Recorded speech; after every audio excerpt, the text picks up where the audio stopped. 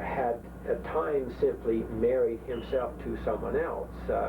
Sometimes there was someone that did it, and sometimes he did it himself.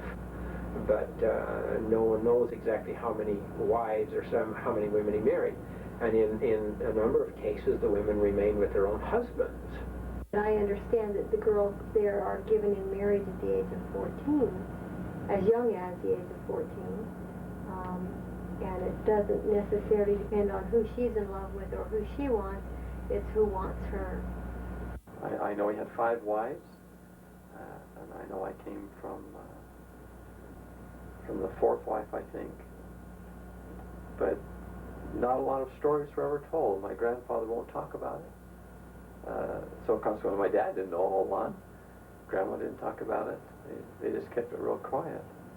I think Joseph Smith in particular was a ladies' man. He was very interested in women.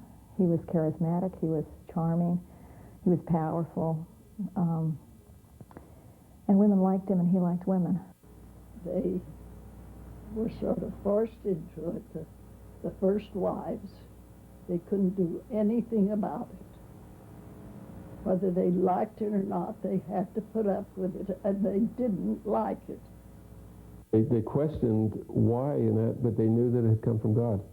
I mean, even the prophet Joseph Smith hesitated on his, as I say, for almost 10 years to even talk to the other members of the church about it, because he knew the opposition that would bring. And it was only because they knew it came from God that they were willing to do it. I've had to look upon it as a mistake, but I don't think a lot of positive things happened as a result of polygamy being part of the church. In 1830, Joseph Smith, a young man in Palmyra, New York, created a religion which he called the Church of Jesus Christ of Latter-day Saints, also known as the Mormon Church. This church was based on the teachings of the Bible and of a book which Joseph Smith claimed he translated from plates of gold given to him by an angel. He called the book the Book of Mormon. The Book of Mormon is said to be a history of an ancient civilization that inhabited this continent before Columbus came to America. Along with the Book of Mormon, Joseph Smith claimed to have many other prophecies which he declared were to usher in a new dispensation. He taught that the gospel of Jesus Christ was being restored, and that Jesus himself would soon return to his people, bearing with him all the gifts of Abraham, Isaac, and Jacob. One of these restoration doctrines which Joseph Smith proposed was what he called the principle of celestial marriage, or plurality of wives, otherwise known as polygamy. Come, girls, come and listen to my noise. Don't you marry the Mormon boy. If you do, your fortune it will be. Johnny cake and babies is all you'll see. The practice of polygamy was discontinued by the Mormon Church in 1890, although there are some polygamist factions that still exist. Most Mormons, whether polygamist or otherwise, have had to come to terms with this doctrine in their theology. In the next few minutes, we're going to explore the different experiences both men and women have had in relating to their history of polygamy. Each person is relating their own experience and should not be regarded as speaking for the Mormon Church as a whole. Johnny cake and babies is all you. Polygamy to me is the Mormon Church concept, which is a man having many wives. And originally in our church it was considered something important to do in order to obtain eternal life. So it was a religious commitment and a way to live that had one man as the head of the household, or households, and many wives, lots of children. 2 or 3 years after the church was restored, the prophet Joseph Smith was making an extensive study of the Old Testament, came across the patriarchs of the Old Testament who were obviously polygamists. And yet they were recognized as being some of the greatest men in the Old Testament, including Abraham and Moses. And Joseph Smith was inquiring of the Lord, what is the nature of this? Are these people, is it a contrary teaching? And at the time, God revealed to him that polygamy was a legitimate practice if directed by God. whether or not it was something he understood or some vision or dream that he had or his hormones, loved women. I think he loved men too, by the way. Not in the same way that he loved. Don't misunderstand me. I don't think that he was involved in homosexuality. Or he loved people. But he loved people. And again, I depart some from the traditional beliefs about this, that I don't buy the whole story, but the story, according to traditional Mormon belief, is that Joseph Smith was told of God that it was right and appropriate and even necessary for him to take more wives. There are indications that he was having relationships with women early on, long before he theoretically had a revelation about reinstating polygamy. He saw himself, if not early, at least later, as the great prophet of the latter days who was going to restore all things from the Bible, including polygamy. He resisted it, he hesitated, it went against all his moral fiber, against his upbringing. He was brought up in a Victorian society. His parents were primarily Methodists. It was just very contrary, and he hesitated to reveal it to the rest of the members of the church for that very reason. He didn't feel comfortable with it, and he was later directed even more thoroughly and threateningly, I suppose, in keeping God's commandments. And it was somewhere in the neighborhood of 1841 or later, almost 10 years after the original revelation, that he actually practiced, or polygamy became a practice in the church. And in fact, many people who had joined the church at the time didn't realize he was practicing polygamy, even his own wife. He brought Eliza Snow into the home, and I think Eliza was quite a bit younger than Emma. And I think that she was supposedly there to help take care of the children, but in fact, she was one of his wives. She did believe that he was a prophet of God, and that this was a revelation from time to time, and she actually lived with other of his wives in her home, and she also was upset regularly and kicked them out and demanded that he cease the practice of polygamy. She felt like many women would feel, I think, personally very threatened. She remained true and faithful to him till his death. He martyred him in 1844, so she didn't seem to have any real, she didn't believe him, and she understood apparently the situation. And she had some feelings of resentment about the loss of her husband, because they were deeply in love when they were originally married.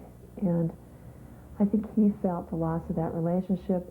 I don't know, but I think it's very possible that he started feeling severed from a male-female relationship and was searching for other ways to, I don't know. I mean, even as I'm speaking, I'm asking myself, how could this be, a man in such a position of power who would institute the practice of polygamy?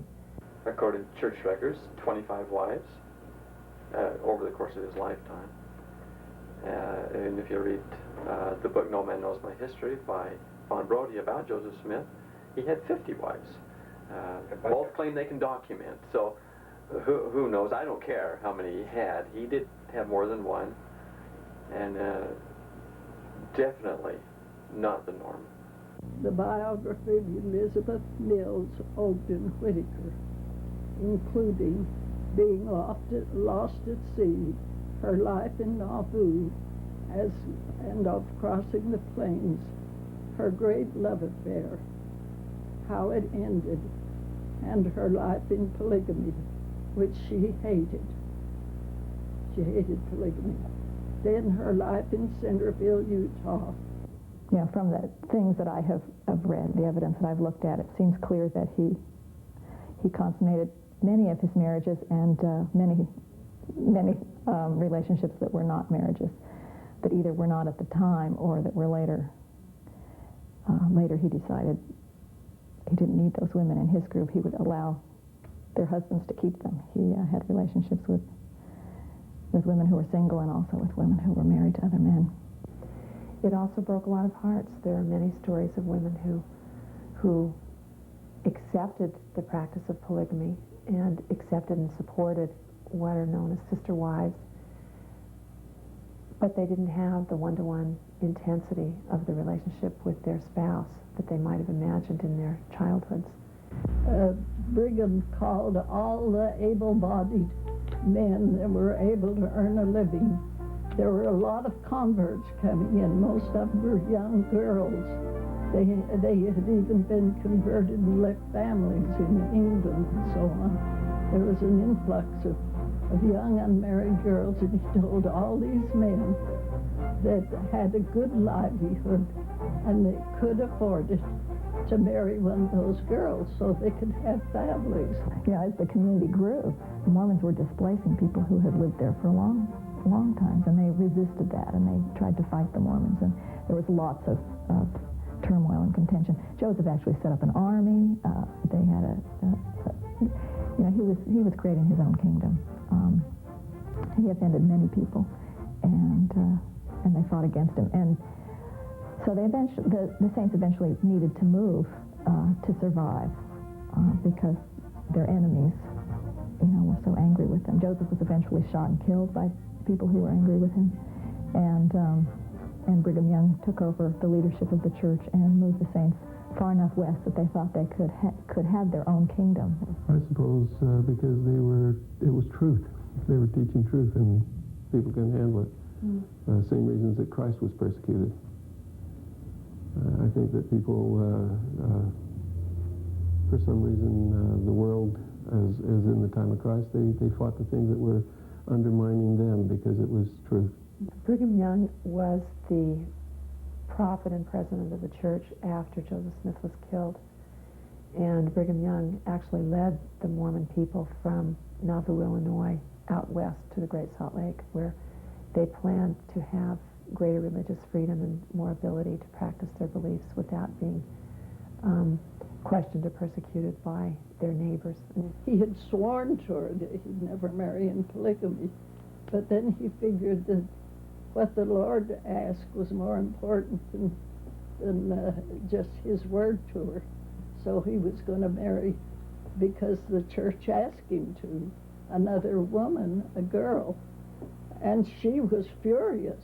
She didn't want it, but he did it anyway. But they could only take upon themselves another additional wife responsibility with approval from the leadership of the church. It was not a practice that anybody could just decide, well, I want to marry have more than one wife. It was a thing that had to be done under the direction of the leadership of the church. Not for any immoral reasons, but for whatever reasons that God wanted it to be the case, or the reason for it. Mm-hmm. My grandmother, who was raised by her grandmother, who was a polygamous wife, never saw her grandfather.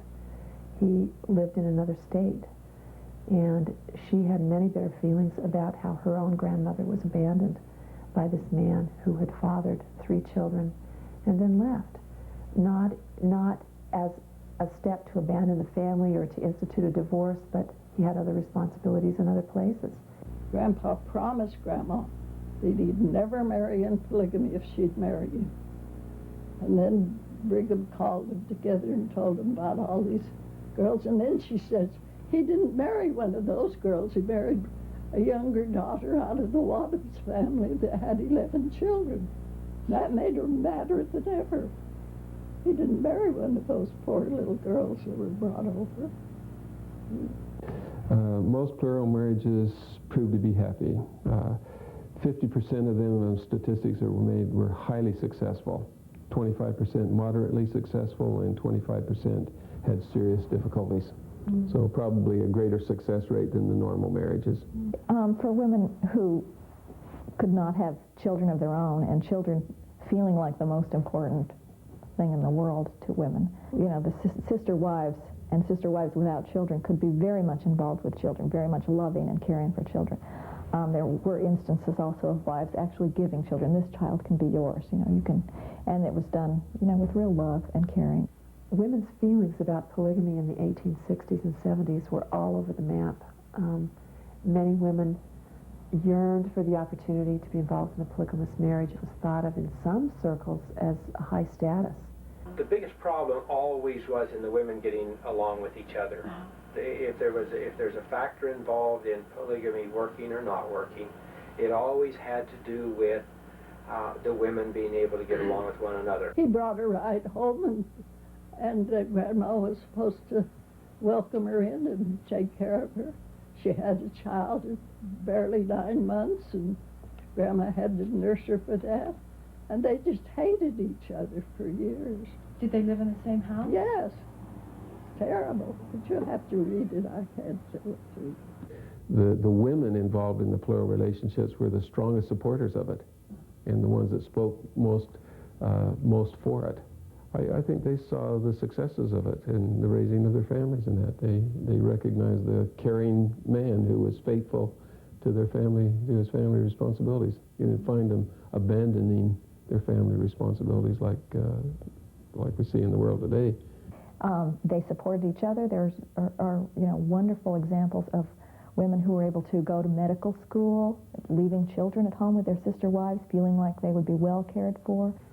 My own great-grandmother was very bitter about her experience with polygamy because she basically lost her husband after he started taking on other wives.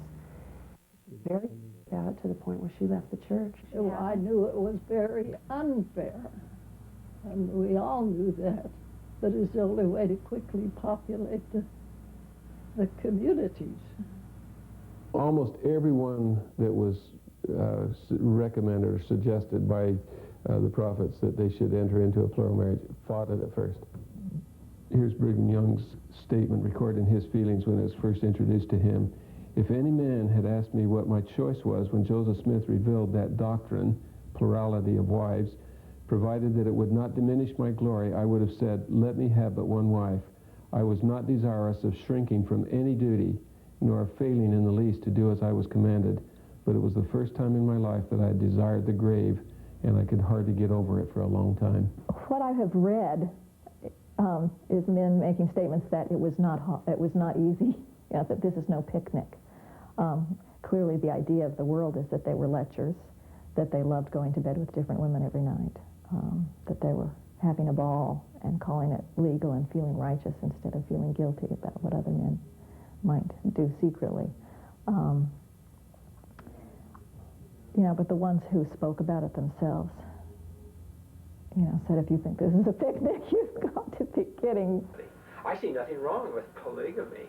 I see nothing wrong with what you would call plurality. I see nothing wrong with sexuality between mature adults. If there's anything wrong with it, it's the way and manner in which it's used to take power or control over someone else. So, to me, polygamy is only wrong in that it sets the king up at the head of the house, and these women are in subjection to either he or the first wife. Polygamy was established that there are all these girls, no husbands. And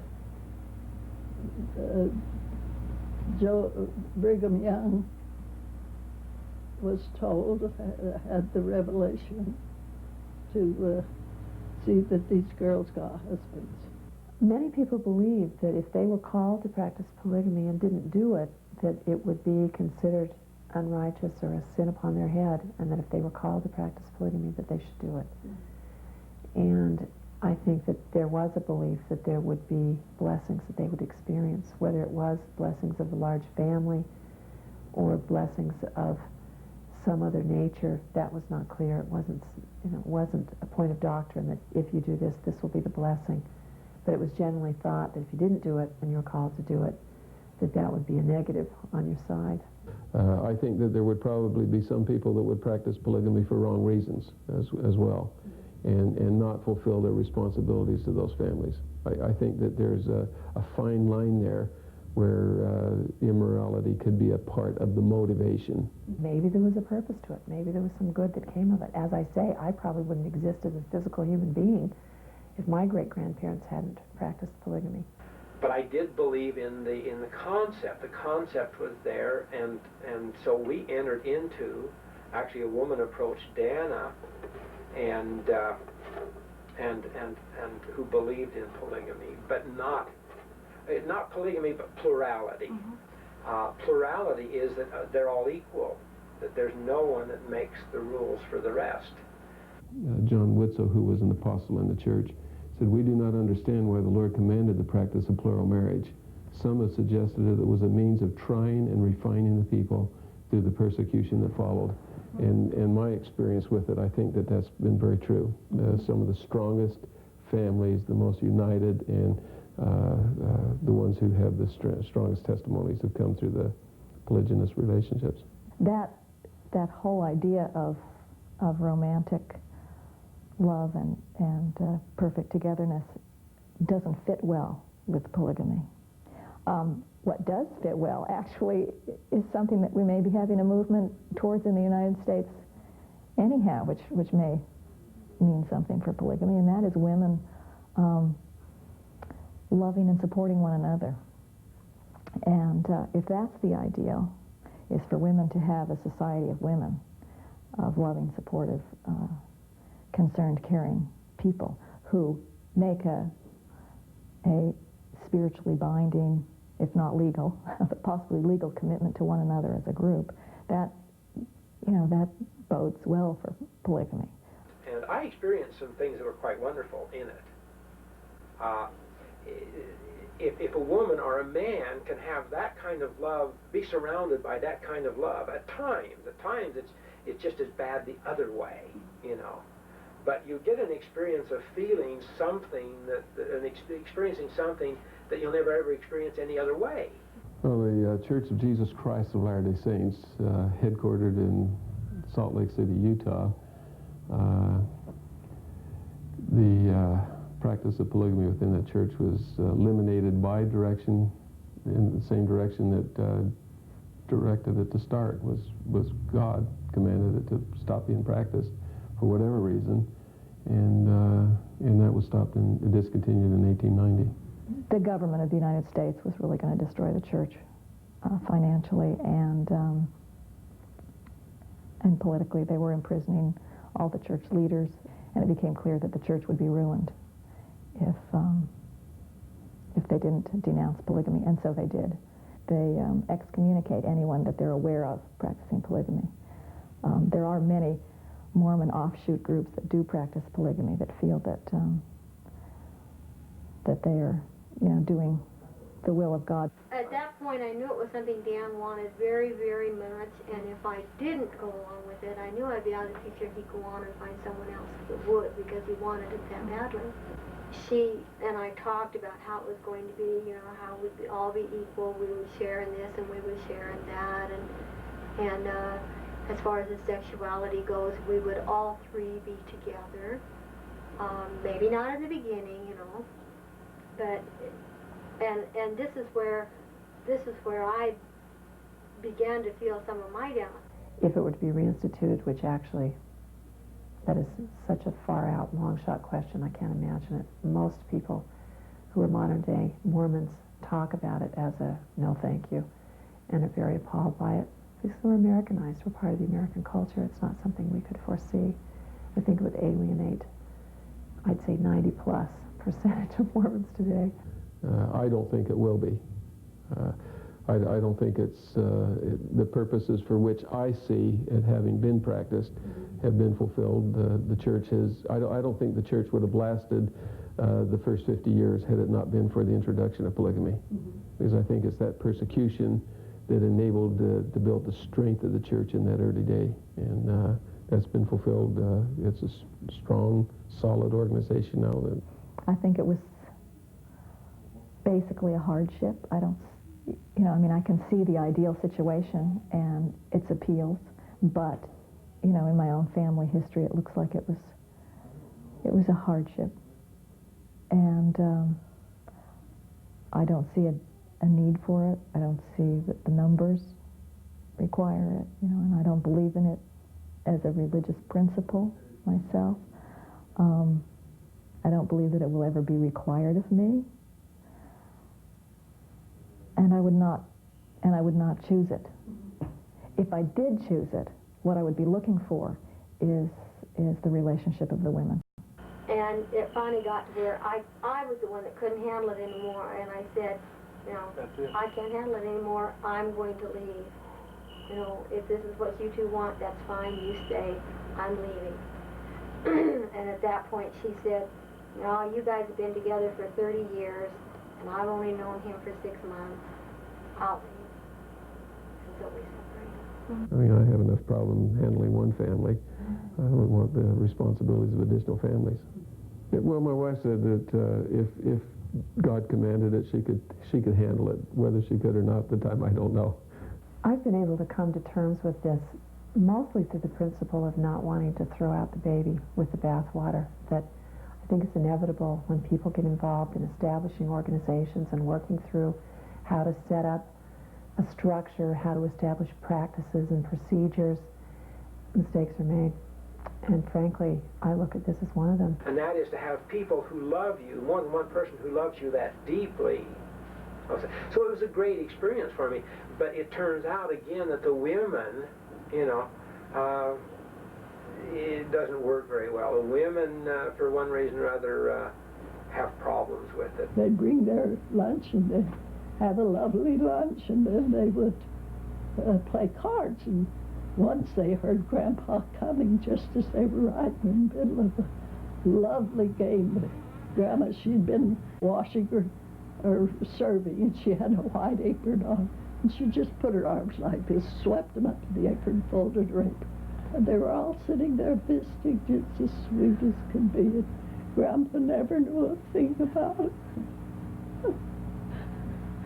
The feminist in me is awkward and uncomfortable at times, acknowledging that I am a Latter-day Saint, a member of this church that at one time practiced polygamy. But as I look at most American religions, every American religion I know of has something to be ashamed of from the point of view of feminism. But I'm no longer a believing Mormon.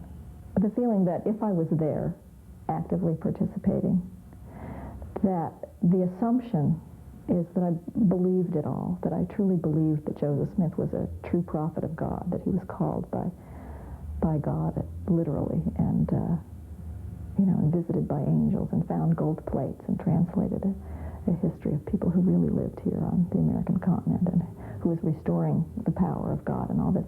And through my studies, really, of history, I really came to believe that that was not true. And so I felt a conflict. It's hard. There really isn't a place in a believing group for the non-believer. There's no place of comfort, because you're seen as dangerous. Some of the women were sweet enough and good enough to take in the second wives and make them feel happy. Others just hated them, and their kids hated each other. It was a terrible time for them. Are you glad that you didn't live in that period? No, I don't care when I live. I lived where the Lord wanted me to.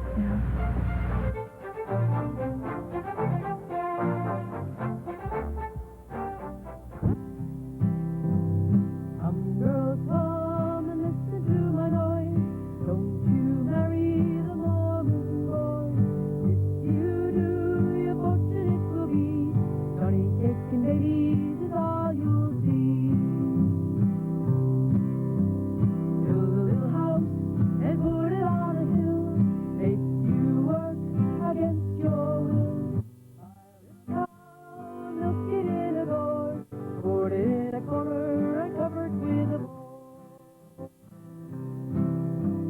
Come, girl.